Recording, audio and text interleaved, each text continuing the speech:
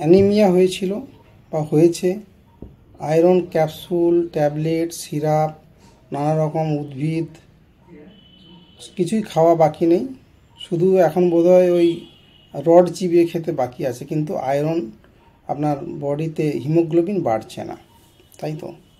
এই সমস্যা আজ 10 বছর ধরে আমি দেখছি যে একজন রোগী 8 হিমোগ্লোবিন ছিল, 5 বছর ধরে ওষুধ খেয়ে যাচ্ছে। সে ওষুধ কিন্তু কোনো ডাক্তারবাবুর চেঞ্জ হচ্ছে 8-10 বার, কিন্তু সবাই কিন্তু আয়রন ট্যাবলেট না হয় ক্যাপসুল যে কোনো না কোনো ব্র্যান্ডেড দিয়ে রেখেছেন। এখন ওনার হিমোগ্লোবিন 9.5, অর্থাৎ 5 বছর ট্যাবলেট ক্যাপসুল আয়রন খাওয়ার পর 1.5 গ্রাম % হিমোগ্লোবিন বেড়েছে। আপনারা বলুন এটা কি সাফিসিয়েন্ট? তাহলে প্রশ্ন এটাই যে এত বস্তা বস্তা আয়রন ট্যাবলেট ক্যাপসুল খেয়ে এত টাকা খরচা করে যে আয়রন খাওয়া হচ্ছে, তাতে হিমোগ্লোবিন বাড়ছে না কেন? এই ব্যাপারে আমি কিছু বলতে চাই। আসলে কিন্তু হিমোগ্লোবিন বাড়ার কথাও না। কেন? শুনুন, আপনার আয়রন খেলে তখনই হিমোগ্লোবিন বাড়বে যদি আপনার আয়রন ডেফিসিয়েন্সি থাকে। আমরা বেশিরভাগই কী করি, আয়রন বেশি থাক বা কম থাক আয়রন ট্যাবলেট ক্যাপসুল সিরাপ খাওয়া শুরু করে দিই, এটা ভেবে যে আমার ব্লাড বাড়তেই থাকবে। তা হয় না। এটা আলটিমেটলি কী হয়, আমাদের শরীরে হার্ট, লাংস এবং স্প্লিনে গিয়ে এই আয়রনগুলো জমা হয় এবং অনেকের ইন্টেস্টিনাল যে মিউকোসা সেগুলোতে এই আয়রনগুলো ডিপোজিট হয়। ইন দ্য লং রান শেষে কী হয় যে কিডনি এবং লিভারের উপর একটা বিশেষ এফেক্ট ফেলে এবং ক্রনিক ডিজিজের জন্য যে অ্যানিমিয়া সেটা হয়। তাতে কী হয়, অ্যানিমিয়া কখনোই সারবে না। আপনি দিনের পর দিন যদি আয়রন ট্যাবলেট ক্যাপসুল খেয়ে যান, সেই আয়রন আপনার শরীরে জমে সেকেন্ডারি হিমোসিডারোসিস হয়, আর তাতে কি হয়, আয়রন মেটাবলিজম চিরতরে বন্ধ হয়ে যায়। সুতরাং আপনাদের আজ আমি বলে রাখছি যে আয়রন ট্যাবলেট ক্যাপসুল অযথা খেতে যাবে না, এটা আপনাদের জন্য বিষ হতে পারে। আপনি ইনিশিয়াল 1-1.5 মাস খেয়ে যদি দেখেন যে আপনার সাফিসিয়েন্ট ফল হচ্ছে, তাহলে বুঝবেন যে আপনার জন্য এটা ঠিক। এবার বলছি ধীরে ধীরে যে কেন আয়রন ট্যাবলেট ক্যাপসুল খেয়েও আয়রন বাড়ে না। প্রথম কথা বলে রাখি, বেশিরভাগ ওষুধ কিন্তু আমাদের দেশে ভেজাল, ঠিক আছে? 2005-6 সালের কথা বলছি। তখন কি হতো, যত সব ব্র্যান্ডেড কোম্পানির আয়রন ট্যাবলেট ক্যাপসুল যেগুলো এক্সপায়ারি বা শর্ট এক্সপায়ারির মাল হতো, সেগুলো সব বিহার, ঝাড়খণ্ড এইসব জায়গায় গিয়ে ওখানে গলি গলিতে কারখানা আছে, সেখান থেকে নতুন পোশাক পরে আবার আমাদের কলকাতায় রওনা দিত এবং এখানে মুড়ির মতো সেটা সেল হতো।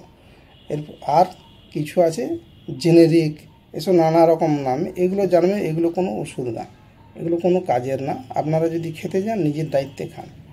এবার যেটা বলার যে এত তাহলে ভেজাল ওষুধ কেন? ভেজাল ওষুধ এটা তো একটা ব্যবসা। যারা ওষুধ ভেজাল কিনা চেক করার জন্য তারা বেশিরভাগই জেলে বসে আছে। 8-10 ব্যাচ হয়ে গিয়েছে, তারা 7 বছরের জেল পায়। 7 দিন জেল খেটে যা সারা জীবন কামিয়েছে তার 1% দেশকে দক্ষিণা দিয়ে নমস্কার করে শান্তিতে, সুখে শান্তিতে হয়তো বিদেশে গিয়ে বসবাস করছে। এই পরিস্থিতি। তো বেশিরভাগই ভেজাল ওষুধ। আর এই আয়রন ট্যাবলেট ক্যাপসুল এটা এত বড় একটা ব্যবসা যে এটাকে কিন্তু বন্ধ করার দমকারও নেই, এটা চলতেই থাকবে। সেরকম আরও অনেক আছে, আমি পরে বলছি। এরপর যেটা বলার যে সব আয়রন ট্যাবলেট ক্যাপসুল কিন্তু ঠিকমতো অ্যাবজর্ব হয় না। আপনি তো খাচ্ছেন, আপনি তো জানতে পারছেন না পেটে গিয়ে ওটা কী হচ্ছে। এবার ধরুন 20% অ্যাবজর্ব হলো, ওই 20% কী হয়, ইন্টেস্টিনাল যে আমাদের পেটের যে মিউকাস আবরণী সেলগুলো তার মধ্যে জমা থাকে, সেখান থেকে ট্রান্সপোর্ট হয়ে আমার বোন ম্যারোতে যাবে, যেখানে প্রোডাকশান হচ্ছে আরবিসি প্রোডাকশান, সেখানে যাবে, তবে না কাজ হবে। অনেকের কী হয়, ওখানেই থেকে যায়। ঠিক আছে, তাহলে কি করণীয়? একটাই উপায় আছে, ইন্ট্রামাসকুলার ইঞ্জেকশান। আয়রন যদি আপনার সত্যি বডিতে কম থেকে থাকে তাহলে ইন্ট্রামাসকুলার পাছায় ইঞ্জেকশান নিন, 6 সপ্তাহ নিন, তাতে আপনার 2 গ্রাম % মিনিমাম হিমোগ্লোবিন বাড়বে। আরও যদি 6 মাস নিতে পারেন আপনার অনেকটা আয়রন বডিতে আসবে এবং আপনার এই এফেক্টটা কিন্তু 2 বছর পর্যন্ত থাকবে। এটা ভাববেন না যে আপনি একবার ইঞ্জেকশান নিয়েছেন ভ্যাকসিনের মতো সারা জীবন আপনার হিমোগ্লোবিন বাড়তে থাকবে, সেটা হয় না। আপনাকে খাওয়া দাওয়া ঠিকমতো করতে হবে। আয়রন ট্যাবলেট ক্যাপসুল খেয়ে আপনি আয়রন ডেফিসিয়েন্সি কমাতে পারবেন না, কারণ কোনো প্রিপারেশনই ঠিক নেই আমাদের দেশে। একমাত্র ইন্ট্রামাসকুলার ইঞ্জেকশান, এটা পাছায় নেওয়া হয়। এটা যদি নিতে পারেন সাহস করে, তাহলে অবশ্যই আপনার আয়রন ডেফিসিয়েন্সি অ্যানিমিয়া সারবে। এবার বলি যে বাদবাকি যেসব অ্যানিমিয়ার কারণ আছে, তারা যদি আয়রন খেতে থাকে তাদের জন্য এটা বিষ। ঠিক আছে, আপনাকে দেখতে হবে আয়রন ডেফিসিয়েন্সি কেন হচ্ছে। কারো লিভারের অসুখ আছে, কারো কিডনির অসুখ আছে, কারো থাইরয়েডের অসুখ আছে, কারো ফলিক অ্যাসিড ডেফিসিয়েন্সি আছে, কারো ভিটামিন B12 ডেফিসিয়েন্সি আছে, কারো থ্যালাসেমিয়া আছে, তো নানা রকম। তো সেই অসুখের জন্য সেই ট্রিটমেন্ট। আপনি সবাইকে আয়রন দিয়ে দিলেন, হ্যাঁ, আয়রন দিয়ে দিলে হু করে হিমোগ্লোবিন বেড়ে যাবে, এর কোনো মানে নেই।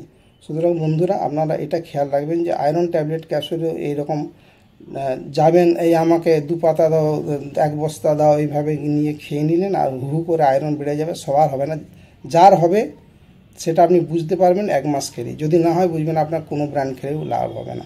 সব ব্র্যান্ডই মোটামুটি এক, আমাদের দেশে সবই এক। নমস্কার।